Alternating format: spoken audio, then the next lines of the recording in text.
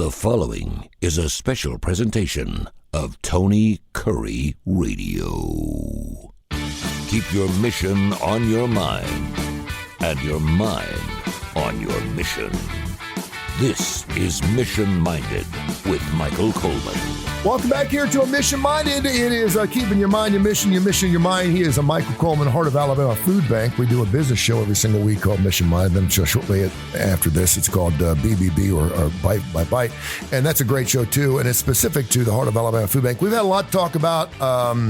From a business standpoint, I could not think of a better time to listen to this show because there is a lot of things going on in the business world. And tariffs now are no longer known as tariffs. They're called supply chain issues or supply chain expenses or source costs, because no one wants to hear that word tariff anymore. I don't know about you, but I'm sick and tired of hearing tariffs. Now there's all these commercials on car commercials, on WeatherTech. It says we don't have to worry about it because we're all American. Everything's about the tariff, and quite frankly, as a consumer, I'm just tired of hearing about it. Eventually, I guess it's gonna bear its ugly head in my wallet, one way or another. But there is this interesting course of action here, Michael, and that is a lot of businesses, including Walmart, are saying, listen, the government, mainly Trump, are saying they want them to eat the cost. We want to get more businesses here, so we want you to eat that cost. And we know through grocery chains and stuff like that, the overhead is so tight.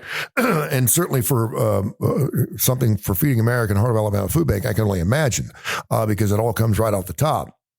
And then there's some businesses that feel like they have to share that along with the consumer. And I'm even seeing something. My daughter yesterday said, "Can we please look at my Shein basket?" I hate Shein baskets. If anyone knows what a Shein basket is, Shein is one of these China companies that sells this cheap crap.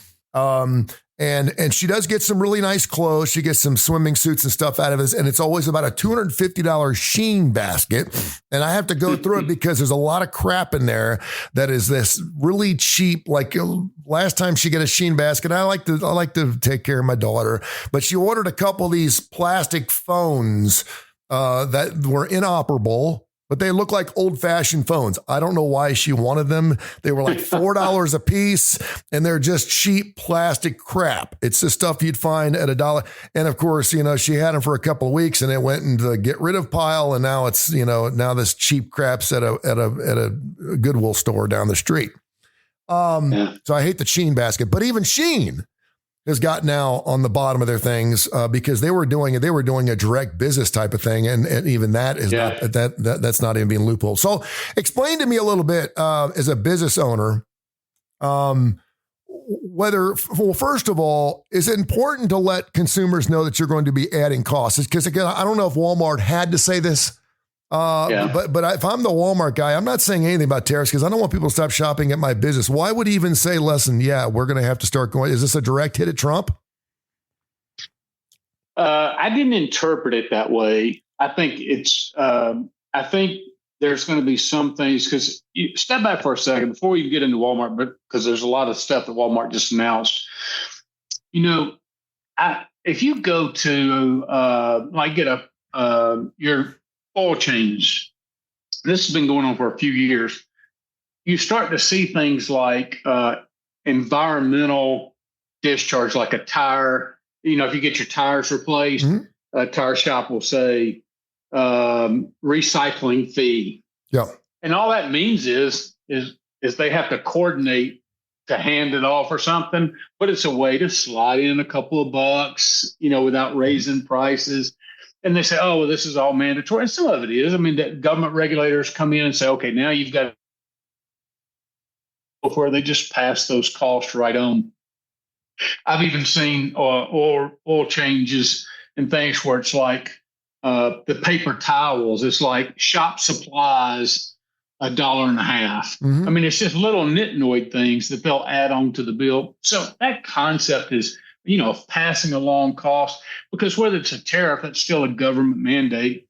It's still a cost of doing business. Regulations like the EPA comes in and puts a bunch of restrictions on you. you have to do that same thing. You just build it into the price, and it typically gets passed on to consumers. It was interesting that the most recent data came out and said tariffs are not showing. Matter of fact, it showed that inflation had dropped to its lowest rate in several years. Mm-hmm.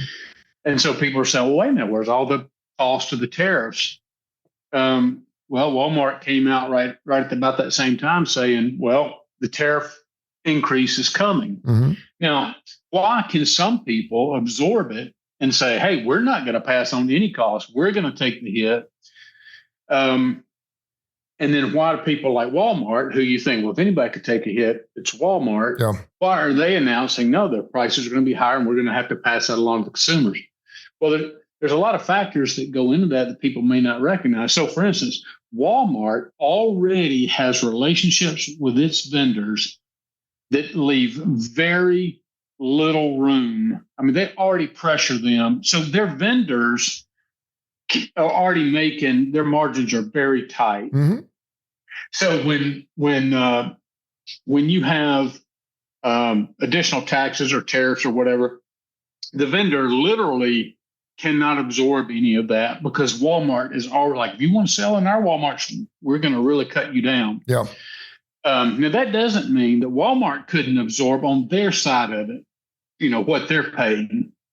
But they're making a business decision probably because their model, people are not going to stop going to Walmart because there's some things from China or wherever that are going to be a little bit more expensive. And it doesn't necessarily mean that they're going to pass everything along. It just means they're going to pass some things along. Mm-hmm. But here's what I like about some businesses. Some businesses that have maybe a little bit bigger margin, they're saying, you know what, let's turn this into an opportunity. So you mentioned WeatherTech. They're like, hey, we don't have to worry about tariffs because it's all American made. Well, that's smart PR, smart marketing, because even as I've explained with our USDA cuts with the Heart of Alabama Food Bank, you can turn any situation into a marketing opportunity depending on, so even bad news, you have a disaster. Well, you fundraise off that disaster. And that sounds terrible, but it's tough to fundraise for disaster relief efforts if a disaster is not taking place. You have to fundraise when that's going on because that's when you need those resources. Yeah. So Walmart's not going to pass, they're going to pass some things along. They're going to try to make their vendors eat it, but they're not doing that. It's going to necessarily, I think, negatively affect their bottom line. Whereas other companies can say their margin of profit may already be so much that they could either make the people who are the manufacturers assume some, they may eat some, so their profit margin may go down a point or two. But then you tell people, hey, we care about our customers. We're not going to pass the cost on to you. We're going to do that as trying to be the good guy. We're still going to deliver you quality products at an affordable price. Mm-hmm. So depending on which each company's structure is and the margins, what they're paying, what their whole company, what their model is, depends on whether they can absorb it or they're willing to absorb it. And Walmart, of course, could absorb more hits, but they're making a choice. A lot of that comes into, well, we're a publicly traded company. A lot of people own us. We're not going to do anything that's going to jeopardize our stock coming down because that turns into billions of dollars as well. So it's really complex, but there's lots of factors behind the scenes that go into where a company decides to pass those along. If I was a Walmart or a company that was really, really large and Hyundai, whatever, we know we have a lot of car makers here in the state of Alabama, and we've given them land, we've given them tax breaks, we give whatever it takes to get them in here. I understand that. But from a small business standpoint, and I won't even go as low as a mom and pop. May say you have a franchise of 2 or 3 different stores or whatever. Yeah. We keep pushing buy American, buy American, buy American. We've been doing it for years. There's even this new skillet thing. It's called Made In. And it's based off Made in America. You hear Made In right away, you think, and it's not made in America. Made in is made outside them, but it's called Made In Cookware. We play off that. over and over and over again in this world, whenever people ever have an idea where they need to have a lot of things made, and I'm going through it myself, where you need to have a multitude of things made, we're talking thousands of whatever that is. Yeah. You want to get it made as cheap as possible. And unfortunately, it's a lot cheaper to have it made outside the United States than it is here. Now, I could sit there and say, like a WeatherTech, listen, I'm betting that WeatherTech, for some reason, whether they built their individual corporation or their business or their factory, or whether they started out 5 or 10 years ago and they figured it out that they could have it made here. And of course, it worked out beautifully for them. That's wonderful. But it's maybe because originally speaking, it wasn't going to be much more expensive to have it made here in the Americas than it was to have it made in China or Taiwan or anywhere else. Does the made in America idea work? I mean, I guess what I'm saying is I don't know anyone that says I'm not buying that, even though it's $10 cheaper because it's not made in America. I don't. I mean, we can't right now. Well, we all own iPhones, and we all know that China has this. Yeah, and now they're going to start being made in India. They don't have child labor laws. That's right. They don't. Yeah. But look at something. Here's why I'm less upset about Trump's tariffs. I get it. You can make arguments that things are going to be more expensive, on and on and on. But, and I think I touched on this last week just a little bit. China can take WeatherTech. Now, another company that comes along, WeatherTech has their design. They get patents on the machine or develop a way, and that's protected.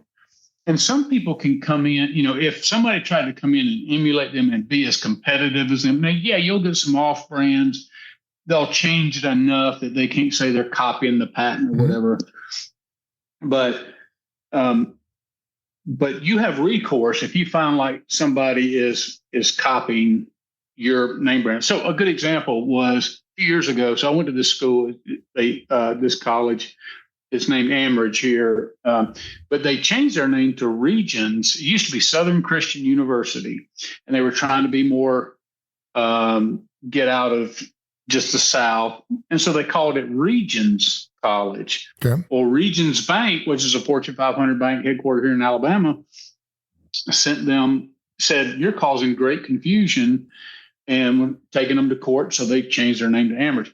The bottom line is a business owner like WeatherTech, if somebody comes in and you're in America, you have a recourse if you feel like somebody's cheating you out of something because you have access to America's courts.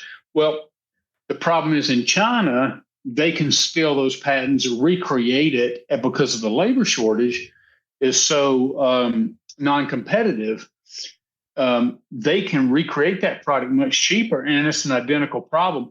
But American companies have no recourse in Chinese courts. So they don't have access to the court system to fight against that. So China continues to steal intellectual property and violate our labor laws, which puts our WeatherTech, who is conceivably, I don't know this for a fact, but paying a living wage, paying benefits to Americans who are coming in every day and producing this, not to mention the people who sell it, all that kind of stuff. So one of the things that tariffs do is it puts a level playing field because China refuses to play on an even playing field. See, China, China would go to court, would take WeatherTech to court and they could get access to our court system, but the reverse is not true. So if without tariffs, China can copy and steal intellectual property, then they can recreate and then just dump it in mass quantities because they can make it so cheap and drive that company out of business.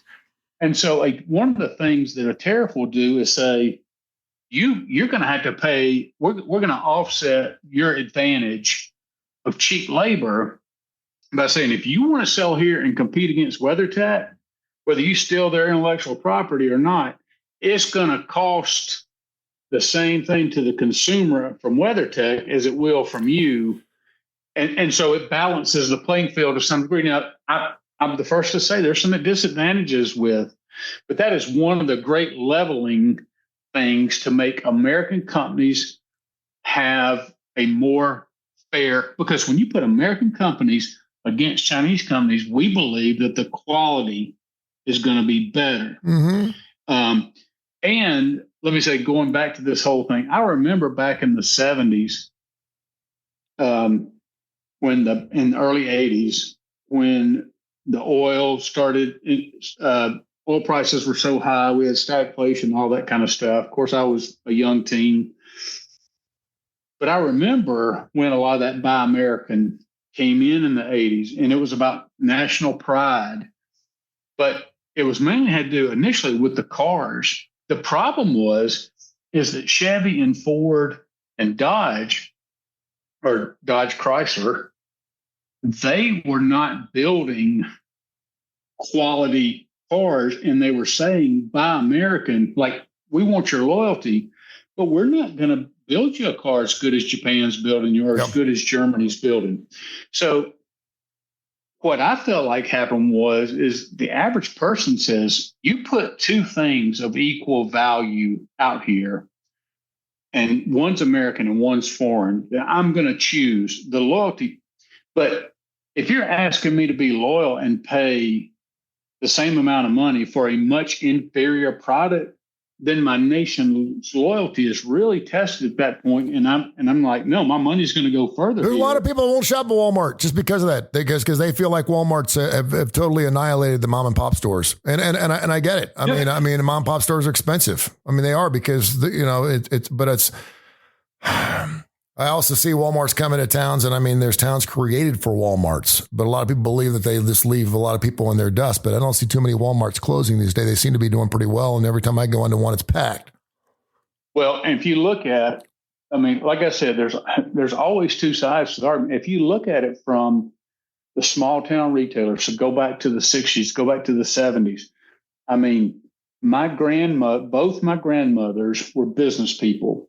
One of my grandmothers ran a little country store out in a rural area, sold gas, and did very well because she was almost the only game within 10 miles. Mm-hmm. And so her, the salmon that she, the canned salmon and vegetables that she had on the trailer were much more expensive than you were going to be able to get at a grocery store. But people weren't going to drive, 20 miles round trip to save $1 on a can of salmon. My grandmother had a clothing store, and she had a lot of cloth, and she had some manufactured clothing, but a lot of cloth because back then a lot of people made their daughters' dresses and things like that. So you look today, and if you want cloth, you're going to have to go to a Michael's or Joann's Fabric, something like some big store, because everything goes that way. So the small town charm, the uniqueness of these towns, you've lost so much of that. But the average person, like you said, you see Walmarts that are thriving because I think more than that loyalty perspective, we become a slave to convenience. And I can go to a little clothing store and get this one thing and shop all day long, or I can go into one store that's going to give me a good price, and I can get it all there, and I can get it back home and do what I need to do. It's so conservative and convenient that you can actually have stuff from Walmart delivered to your house, which is, to me, is so funny, because Walmart was made so you could get everything done at one place, and now you can actually have your crap delivered to the house in an hour. By the way, but think about this too. Think about I know Walmart gets a bad rap sometimes, is pushing the mom and pops out. But think about this. Think about how many times you've walked into Walmart and you've got somebody 75 years old sitting there whose retirement age is not going to be strong enough to do a lot of physical work, but can just sit there and greet everybody for $15 an hour and benefits. There's a lot, because it's one of the nation's largest employers, or may be the nation's largest employer. How many people that it actually helps elevate out of poverty or gives them a way to be able to sustain a living that the mom and pop shops could never do, Yeah. because they can't hire that kind of volume. So again, there's pluses and minuses. I do get the frustration. My dad was one of those that wanted to shop local, wanted to go to the mom and pop store, wanted to pay the extra money. But the average person who's trying to stretch 2 nickels to rub together to keep enough food on the table doesn't have that luxury. My mom and dad were the exact same way. We went to local mechanics. We went to local drugstores. We went to local restaurants until Sam's opened up. And all of a sudden, Sam's open up, and my mom's like, "What is this place called Sam's Wholesale? And we can buy like 75 rolls of toilet paper, the same price that I'm paying down at the local Kroger's," which was one of these small little, it wasn't even the Kroger's we know now. It was a small Kroger store. And we used to have a grocery store down in our basement. Yeah. We had a room downstairs near the cistern. And my mom, if something was 50 cents off, she'd buy 10 cans so she could save 5. When my dad passed away, there were 12 pairs of 13 gym shoes down there.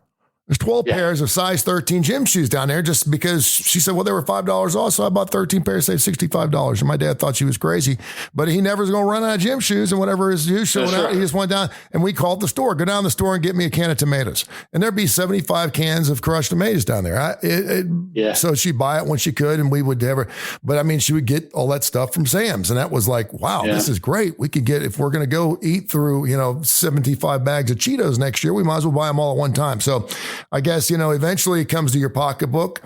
But the global economy, I mean, let's just face it, we're never going to go back to that model. Yeah. Because we're too much of a global economy.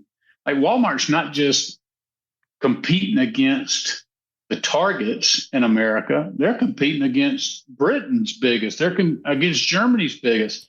So this is a global economy where it's all tied in together, and the issues that Walmart's facing in America, not the same thing that Walmart's facing in China or wherever. And it's we can bemoan the evils of a Walmart or something like that. But the bottom line is we're never going back to what it was. We're never going back to small town America where everything's contained within that small town and, the little house on the prairie, and you just live. Those towns do exist. I mean, those towns do exist, but it's like, I do think they're dying off because most of those towns, I mean, I don't know anyone that's moving from LA to go move to Belford, Illinois, because they love that small town appeal. And even if you have a small town, you're still shopping on Amazon, and UPS is still bringing it up to your door. Yep. So that's true. Yeah.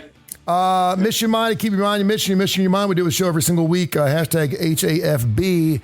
That is, of course, Heart of Alabama Food Bank, HAFB.org. Check out their website, do wonderful work. And of course, we have another show called Bite by Bite, which is going to be coming here next on our network of Tony Curry radio stations. We are blowing and going. Make sure you check out our podcast. They're doing really, really well. We just recently ranked in the top 10% countrywide of our 19 shows we have here on TKR. Thank you, my friend. I will chat to you next week. Yep. See you next week. This has been a special presentation of Tony Curry Radio.